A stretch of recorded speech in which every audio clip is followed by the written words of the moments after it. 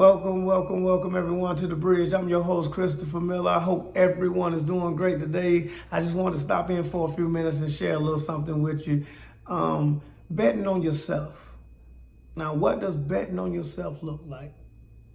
What does it feel like, or what does it sound like to you when you hear betting on yourself? Now, I know we've at some point probably betted on our favorite team or betted on our favorite player. And we put major expectations on that player or that team to come through. And what happens when they don't come through on the bet? We get a little disappointed. We get a little angry, a little upset.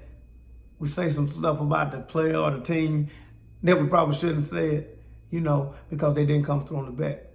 And that was due to the expectations that we put on the player or the team. We want them to win so bad so it can make our ego look just that much greater. But what happens when you have to bet on yourself? What does that look like? Because if you're betting on yourself, you can't blame it on the other teammate. You have to blame it on you. You have to look at you. And a lot of times in life, we don't succeed. Sometimes we fail. And that's what gives you the determination to go back to the drawing board and go back and look and work on yourself. And when you're working on yourself, sometimes that means you have to know your self-worth. You have to know if you're good enough. You have to know if you belong. Because everybody's not going to sing your praises. Everybody's not going to be on your little bandwagon telling you how great you are. Some people just going to disown you right off the top.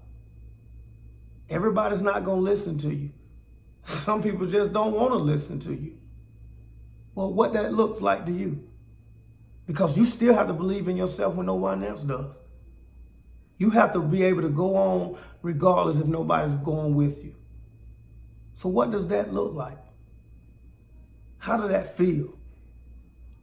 I know as for me, if I'm blessed enough to wake up in the morning, if I'm blessed enough to put my feet on the ground, and I'm blessed enough to have my function, and I'm able to move, and I'm able to just do what I'm supposed to be doing in life, I'm betting on myself.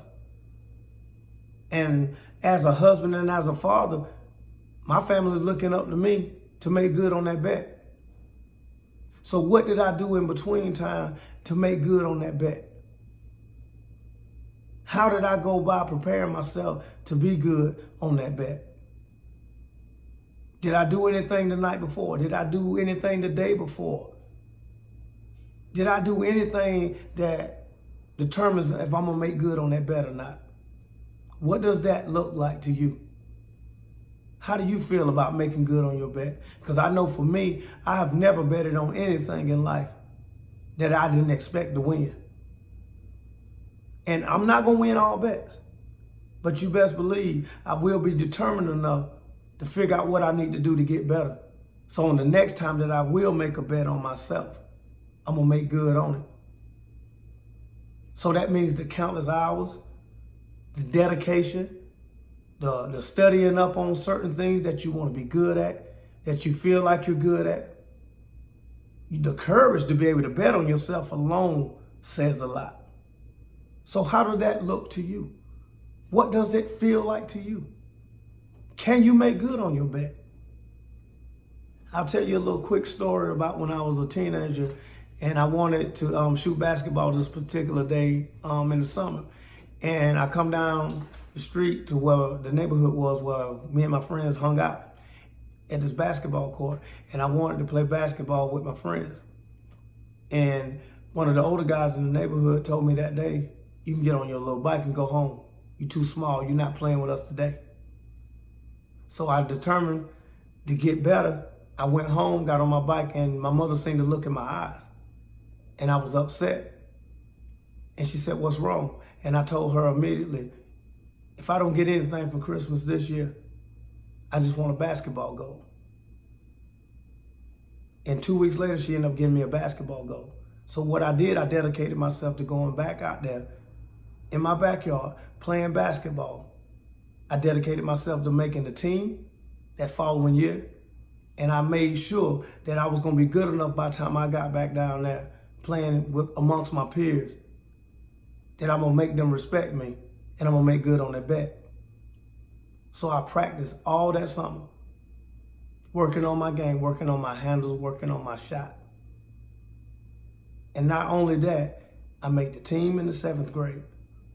And I went back down there and I made them respect me. I made good on that bet because I betted on myself. Because I put in the work, I put in the time, I put in the dedication.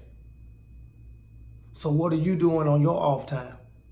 What are you doing to make good on your bet? So it was a little story I heard early part of the week about this guy named Junior Bridgman. He was an NBA player drafted in 1975. A lot of us don't know who Junior Bridgman is. But he was drafted by the LA Lakers in 1975, then eventually traded to the Milwaukee Bucks for the Kareem Abdul-Jabbar trade. Now, you're saying to yourself probably, yeah, we would trade for Kareem Abdul-Jabbar for a guy named Junior Bridgman. But now, that being said, Junior Bridgman ended up having a 12-year career, averaged maybe 13 points a game, and never was an all-star. But he became an all-star after the game. This guy is worth more than LeBron James, Kobe Bryant, and Magic Johnson. He's worth over $600 million.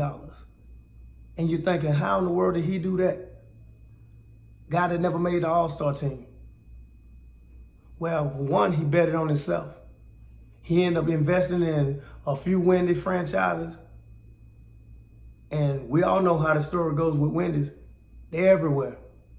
And a lot of people eat there. And not only did he invest in Wendy's franchises, he also invested in chili franchises. I think he have over 125 chili franchises and 160 Wendy's franchises. And the rest is history. So when you saying betting on yourself, he decided to bet on himself.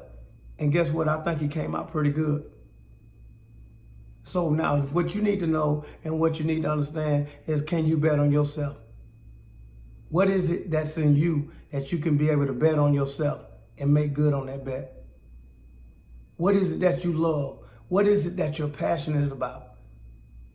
What is it that you're able to say, you know what, I can bet on me and I know I'm gonna come good on that bet?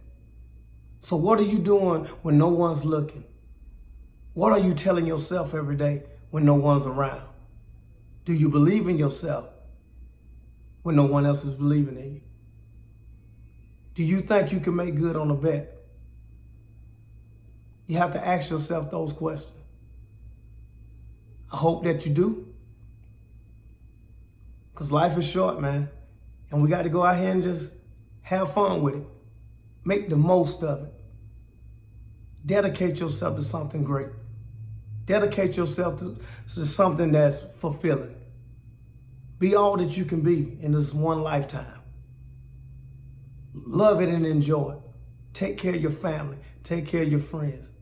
Do what's possible to become great. Make good on the bet. I'm going to stop right there. I just wanted to share a little bit of my heart with you today. And I hope that you like, share, subscribe to these videos. I'll have more coming to you each and every week.